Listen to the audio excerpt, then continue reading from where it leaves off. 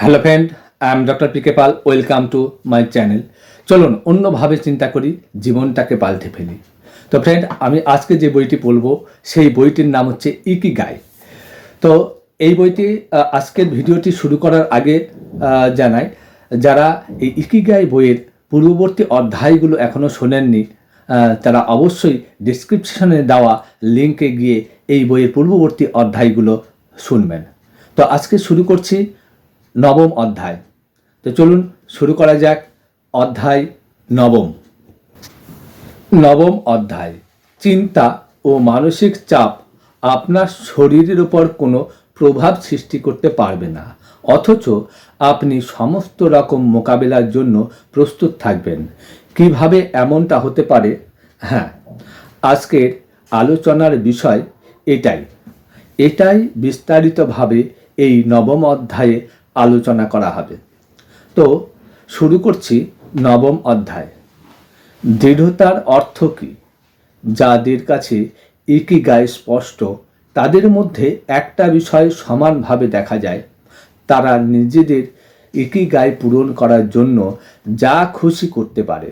যদি পরিস্থিতি সম্পূর্ণ প্রতিকূল হয়, তবুও তারা যে কোনো সমস্যার মোকাবেলা করার জন্য প্রস্তুত থাকে, কিন্তু কোনো মতেই তারা নিজেদের ইকিগাইকে ত্যাগ করে না।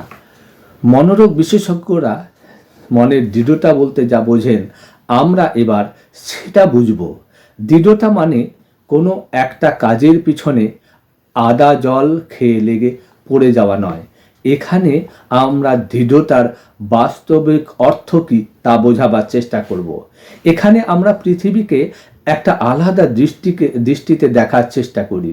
শীঘ্রই কি করতে হবে তার থেকে বেশি কোনটা করা জরুরি সেই দিকে ধ্যান দেওয়া হয়। সেই সাথে মানুষের ভেতরের নেগেটিভ চিন্তার জন্ম হয় না। দৃঢ়তাকে টপকে কীভাবে কঠোরতা গড়ে তুলতে হবে সেটা জানাটা খুবই জরুরি। আজ নয়তো কাল আমাদের জীবনে কঠিন পরিস্থিতি আসবেই। আমরা কিভাবে সেই পরিস্থিতির মোকাবিলা করব তার উপর বহু কিছু নির্ভর করে। আমাদের শরীর, মন ও আবেগগুলি কতটা দৃঢ় হওয়ার প্রশিক্ষণ লাভ করছে তার উপরে নির্ভর করে আপনি যে কোনো কঠিন পরিস্থিতির মোকাবেলা করবেন কিভাবে।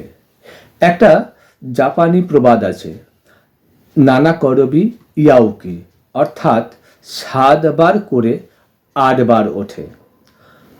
সমস্যার মোকাবেলা করাই আমাদের ক্ষমতা, অর্থাৎ আমাদের দৃঢ়তা বলা যেতে পারে। আমরা যত শীঘ্রই দৃঢ়তার সাথে সমস্যার মোকাবেলা করতে পারব, তত তাড়াতাড়ি তার থেকে বাইরে বেরিয়ে একটা অর্থপূর্ণ জীবন অতিবাহিত করার সুযোগ পাব। যাদের মধ্যে দৃঢ়তা থাকে তারা কোনো দিন নিরাশার শিকার হয় না। আমাদের সর্বদা লক্ষ্যের দিকে ধ্যান দিয়ে জীবন অতিবাহিত করা উচিত। দৃঢ়তাই হলো এর শক্তি। সামনে কোনো কঠিন পরিস্থিতির উপস্থিতি হলে কিভাবে তার মধ্যে দিয়ে রাস্তা তৈরি করে নির্গত হতে হয় সেই জ্ঞান তাদের অবশ্যই আছে। যে বিষয়গুলি তাদের নিয়ন্ত্রণে থাকে সেই দিকে তারা নজর রাখে, কিন্তু যে বিষয়গুলি তাদের নিয়ন্ত্রণের বাইরে থাকে সেই বিষয়গুলি নিয়ে তারা ব্যর্থ চিন্তা করে না। রেইনহোল্ড রিবুহার শান্তির জন্য যে প্রার্থনা রচনা করেছিলেন সেটি খুবই জনপ্রিয়, সেটি আলোচনা করলাম। হে ভগবান, যা আমরা বদলাতে পারবো না তা স্বীকার করার শক্তি দাও, যা বদলানো উচিত তা বদলানোর সাহস দাও, আর উপরের দেওয়া দুটি বিষয়ের পার্থক্য বোঝার ক্ষমতা দাও। বৌদ্ধ ধর্ম স্টোইসিজমের মধ্যে আবেগাত্মক দৃঢ়তা। নেপালের কপিলাবস্তু শহরের রাজপুত্র ছিলেন সিদ্ধার্থ, অর্থাৎ গৌতম বুদ্ধ। শৈশব থেকে যৌবনে প্রথমবারের মতো তিনি মৌরে কেটেছেন। চারদিকে ছিল সৌন্দর্য, আনন্দ ও প্রাচুর্যের বাস। 13 বছর বয়সে তার বিয়ে হয়ে যায়। তারপর তিনি এক পুত্রের পিতা হন। তার সত্ত্বেও কিছুতেই যেন সংসারে তার মন বসাতে পারছিলেন না তিনি। শেষ পর্যন্ত 29 বছর বয়সে সংসার রাজপাট ত্যাগ করে সন্ন্যাস নেন তিনি। কিন্তু সেই বৈরাগ্যের মধ্যেও কিছুতেই আনন্দ খুঁজে পাচ্ছিলেন না। যে আনন্দর সন্ধানে তিনি রাজপ্রাসাদ রাজপাট ত্যাগ করেছিলেন, সেই আনন্দ যেন কিছুতেই তাকে ধরা দিচ্ছিল না। তখনও উনি বুঝতে পারেন যে দুটি ভূমিকাই ভুল।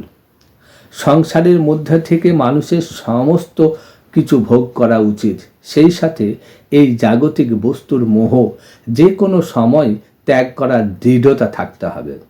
জৈনরা সন্ন্যাসীদের কাছ থেকে এই অভ্যাস শুরু করেছিলেন। এই সন্ন্যাসীরা সংসারের সমস্ত কিছু ত্যাগ করতে সক্ষম হন। তাদের শরীরে থাকা কাপড়টুকুই তাদের একমাত্র সম্বল সম্পত্তি হয়ে ওঠে। কিন্তু এই বৈরাগ্য জৈনদের পছন্দ হয় না। তারা স্টোরিসিজমের অভ্যাস করতে শুরু করেন। এতে বলা হয়, এই জগতের সাংসারিক আনন্দ নেওয়াতে ভুল কিছু নেই, যতক্ষণ না আপনি কিছু তার দাসত্ব স্বীকার করছেন ততক্ষণ পর্যন্ত সব ঠিক আছে। যে কোনো মুহূর্তেই এই সমস্ত সুখ স্বাচ্ছন্দ্য নষ্ট হয়ে যেতে পারে। তার জন্য আপনাকে প্রস্তুত থাকতে হবে। যদি আপনি তা রপ্ত করতে পারেন তাহলে বুঝবেন আপনি দাসত্ব বোধের থেকে রেহাই পেয়েছেন। সন্ন্যাসীদের মতো সমস্ত জাগতিক বস্তু ত্যাগ করাটা আপনার লক্ষ্য নয়, বরং এই বস্তু আপনার ভিতরে যে নেগেটিভিটি জন্ম দেয় তাকে জয় করার আপনার একমাত্র লক্ষ্য। এই ভাবনাকে জয় করা বৌদ্ধ ধর্ম বা স্টোইসিজমের মূল উদ্দেশ্য। এই দুটি পথ আলাদা তো ঠিকই, কিন্তু তা মানুষের নেগেটিভিটি ও অহংকার খণ্ড করার কাজ করে। বৌদ্ধ ধর্ম ও স্টোইসিজম এই সুন্দর জীবনশৈলীর উপর বিশেষ জোর দেওয়া হয়েছে।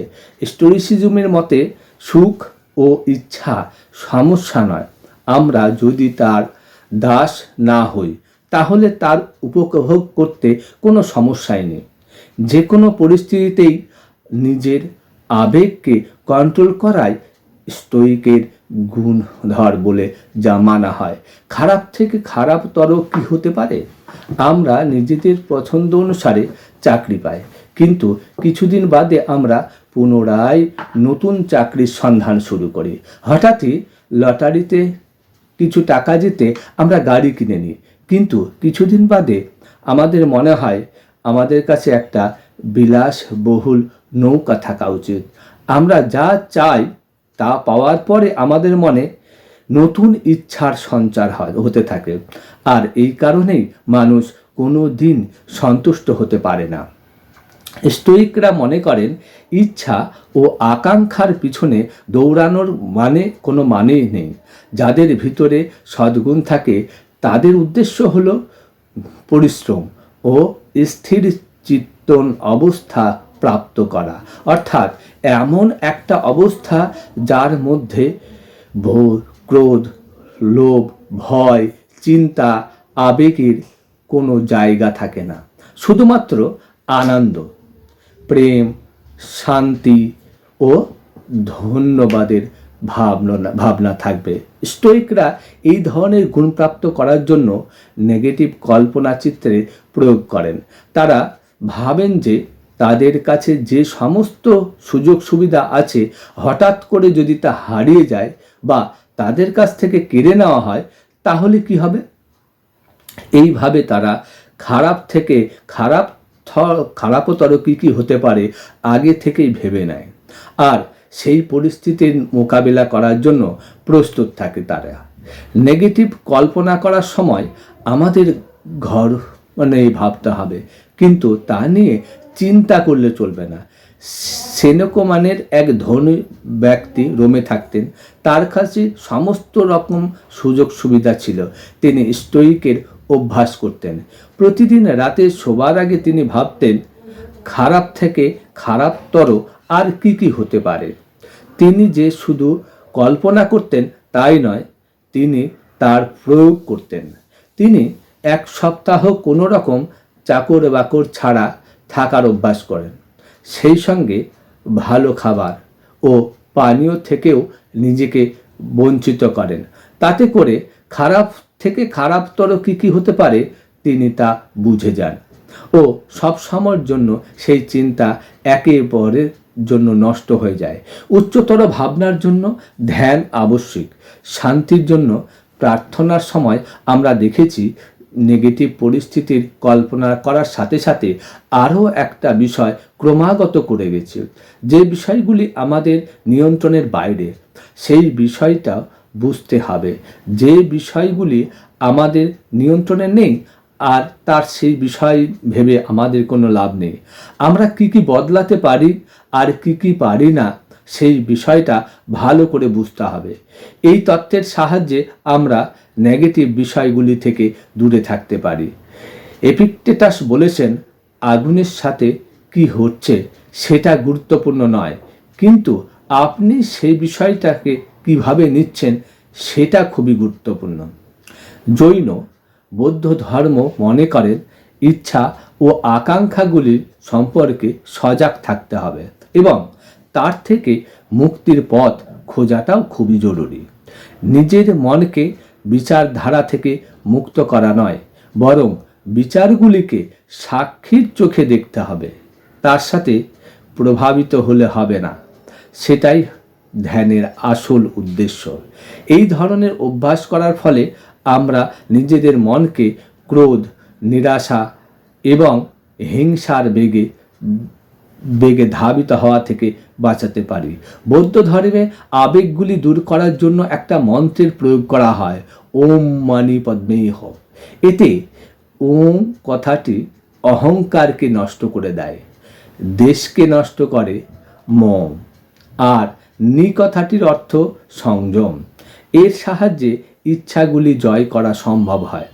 পদ অর্থাৎ দ্বৈতের নাশ, মে অর্থাৎ লোভের নাশ, আর ঘুম অর্থাৎ অন্যের প্রতি যে নেগেটিভ বিচার আছে তার নাশ করা। আজ এবং এখনই অস্থিরতা দূর করুন। দৃঢ়তা প্রাপ্ত করার আরও একটা উপায় আছে। এক্ষেত্রে আপনাকে ঠিক করতে হবে আপনি কোন কালে বাঁচতে চান। বৌদ্ধ ধর্ম প্লাস স্টোইনিজম দুটিতেই বলা হয় যে বর্তমানে একমাত্র কাল যার উপর আমাদের নিয়ন্ত্রণ থাকে।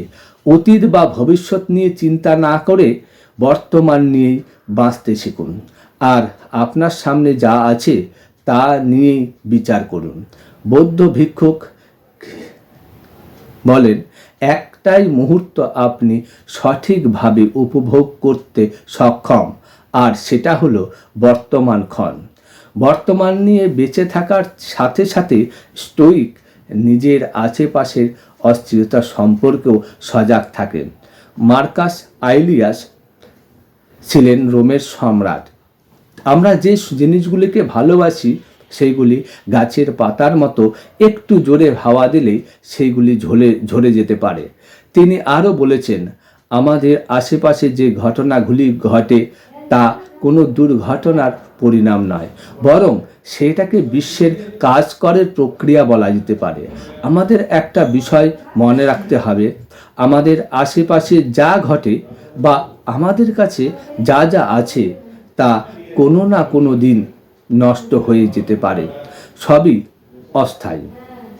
যদি এই বিষয়টা মাথায় রাখি তাহলে কোনো কিছুর পিছনেই আমরা ছুটব না। তাতে করে আপনি বর্তমান নিয়ে বাঁচার আনন্দ উপভোগ করতে পারবেন। আপনার কাছে যা আছে তা নিয়ে সন্তুষ্ট থাকতে পারবেন। সেনেকও বলেছেন, এই বিশ্বের সমস্ত কিছু নশ্বর, ক্ষণস্থায়ী, অস্থির এবং সর্বদা পরিবর্তনশীল। এই জগৎ বৌদ্ধ শিক্ষার কেন্দ্রবিন্দু। যদি আপনি সর্বদা এই কথাগুলি মনে রাখতে পারেন তাহলে তা হারানো বা নষ্ট হয়ে যাওয়ার জন্য আপনার কখনোই দুঃখ হবে না। বা বাবিসাবি এবং ইচিগো ইচি ক্ষণস্থায়ী ও সর্বদা পরিবর্তনশীল, এই এই প্রকৃতির মধ্যে সৌন্দর্য খোঁজার কলা আবিষ্কার করেন। জাপানিরা মনে করেন পরিপূর্ণতার জন্য সৌন্দর্য খোঁজার চেয়ে অপূর্ণতার মধ্যে সৌন্দর্যর সন্ধান করা প্রকৃত কলা। এই কারণে জাপানের মানুষরা এই ধরনের সম্পদগুলি সর্বদা ভাঙা কাপ বা অপূর্ণ বস্তু মধ্যে লিখে রাখেন। অপূর্ণ, ক্ষণিক, খুঁতযুক্ত বস্তুর মধ্যেই আসল সৌন্দর্য লুকিয়ে থাকে, কারণ এটাই প্রকৃতির আসল রূপ। এই চিন্তাধারাকে সত্য প্রমাণ করার জন্য জাপানিরা আরও একটা বিষয়ের উপর জোর দেন, তা হলো ইচিগো ইচি। ইচিগো ইচি, যার অর্থ হলো বর্তমান ক্ষণই প্রকৃত সময়, যা একবার চলে গেলে আর কখনো ফিরে আসে না। যে কোনো সামাজিক সম্মেলন, সমারোহ এবং অনুষ্ঠানে জেনে বুঝে এই মতটি ব্যবহার করা হয়। একে অপরকে এটা বোঝানোর চেষ্টা করা হয় যে অতীতের সমস্যা নিয়ে না ভেবে বর্তমান মুহূর্তকে আনন্দের সাথে যাপন করার চেষ্টা করুন। সবাই যখন চা খাওয়ার জন্য একসঙ্গে সঙ্গবদ্ধ হয় তখন জৈন মেডিটেশন ও জাপানের মার্শাল আর্ট নিয়ে কথা বলা হয়। এই তিনের সাহায্যে বর্তমান নিয়ে বেঁচে থাকার বিষয়ে জোর দেওয়া হয়। পশ্চিমের দেশগুলিতে বহু যুগ আগে বাড়ি ঘর বা 70 বছর প্রাচীর ঐতিহাসিক তত্ত্ব দেখার পর আমাদের মনে হয় যেন কিছুই বদলায় না। রোমান আর্কিটেক্ট নিজের অসাধারণ কার্যকুশলতার জন্য পৃথিবী বিখ্যাত। তার তৈরি দুটি জিনিস হুবহু একই রকম। তার নির্মাণ কুশলতার জোরে তার যুগের পর যুগ ধরে একই রকম রয়ে গিয়েছে। এই সমস্ত কিছুর জন্যই তিনি এত জনপ্রিয়। জাপানি আর্কিটেক্ট কখনোই সর্বোত্তমের জন্য আরও আগ্রহী নন। তারা চৈতন্য এবং বাবি সাবির ভিত্তিতে কাজ করেন। সেখানকার বড় বড় ইমারতও কাঠের তৈরি। ইমারত তৈরির সময় তারা যে বিষয়টা মাথায় রাখেন তা হলো ওই ইমারতটা সর্বকালের কথা ভেবে বানানো হচ্ছে, বরং আমাদের পরবর্তী প্রজন্ম যাতে তা গড়ার সুযোগ পায় সেদিকেও লক্ষ্য রাখতে হবে।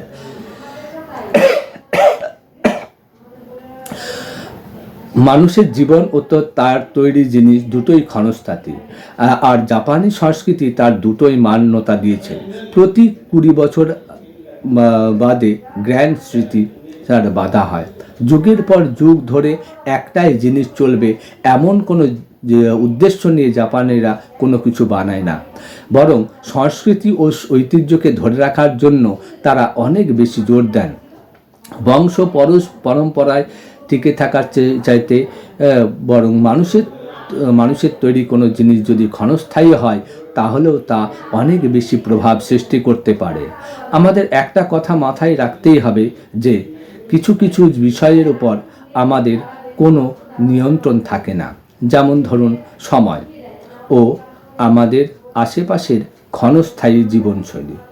ইচিগো ইচি আমাদের বর্তমান নিয়ে থাকার ও সামনে আগত মুহূর্ত যাতে আমরা খুশির সাথে অতিবাহিত করতে পারি তার জন্য প্রেরণা দেয়।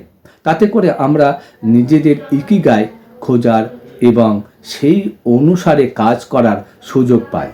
বা আবিসাবি আমাদের অঙ্গ প্রত্যঙ্গের মধ্যে বিকাশের সুযোগ খুঁজতে সাহায্য করে। নমনীয়তার উপরে কঠোরতা। এক পৌরাণিক ঘটনা বলা হয়েছে, একটা রাক্ষসের মাথা যখন শরীর থেকে আলাদা করে দিয়েছিলেন তখন একই স্থানে দুটি মাথা তৈরি হয়ে গিয়েছিল। তখন তিনি বুঝে গেছিলেন যে আমি কখনোই এই রাক্ষসকে বধ করতে পারবো না। নাসিম নিকোলাসের কথায় কঠোরতার বিষয় স্পষ্ট করে বোঝানোর চেষ্টা করা হচ্ছে। কঠোরতার অর্থ বিকৃতির মধ্য দিয়ে প্রস্তুত জিনিস। জীবনের পরিভাষা হিসাবে আমরা বলতে পারি এমন প্রাণী, মানুষ বা গাছ বা বস্তু যাদের আঘাত করার পর দুর্বল হয়ে যায় তাকে আমরা ক্ষণভঙ্গুর বলে থাকি। কিন্তু যে বা যারা প্রতিকার করতে পারে বা শত সমস্যার মধ্যেও টিকে থাকে তাকে দৃঢ় বা কঠোর বলা হয়, কিন্তু যা খানিকটা ক্ষতিগ্রস্ত হওয়ার পর পুনরায় নতুন করে গজিয়ে ওঠে তাদের প্রতিযোগী বা অ্যান্টিবায়োটিক বলা হয়। হাইড্রার কাছে এক অদ্ভুত শক্তি ছিল। গল্পে বলা আছে যে যখনই তার উপর কোনো হামলা হতো তখনই সে আরও দৃঢ়তা নিয়ে ফিরে আসত, আরও নতুন করে শক্তি সঞ্চয় করত ও নিজের অবস্থানে ফিরে আসত। অ্যান্টিবায়োটিক বলতে বোঝায় যার ওপর হামলা হওয়ার পর তা আগের থেকে বেশি প্রতিভা সম্পন্ন বা প্রতিকারী হয়ে ওঠে। বিশেষ কিছু পরিস্থিতি বা বিপদের সময় এই অ্যান্টিবায়োটিক দেখা যায়। 2011 সালে জাপানে ধনুকুল এরিয়ায় সুনামি এসেছিল, যার দাপটে যে সাগরের কিনারার অবস্থিত বহু গ্রাম খুবই ক্ষতিগ্রস্ত হয়। এই ঘটনায় প্রায় 2 বছর বাদে লেখকরা সেই এলাকায় গিয়েছিলেন। সেখানে রাস্তার দুই ধারে বহু নির্জন গ্রাম চোখে পড়ে। সেখানকার রাস্তাগুলি যেন হারিয়ে গিয়েছে। ঘর বাড়ির মধ্যে একটা পুতুল পর্যন্ত পড়েছিল না। সেখানকার পেট্রোল পাম্পগুলি ধুধু করছিল, রেল স্টেশনগুলি বন্ধ পড়েছিল।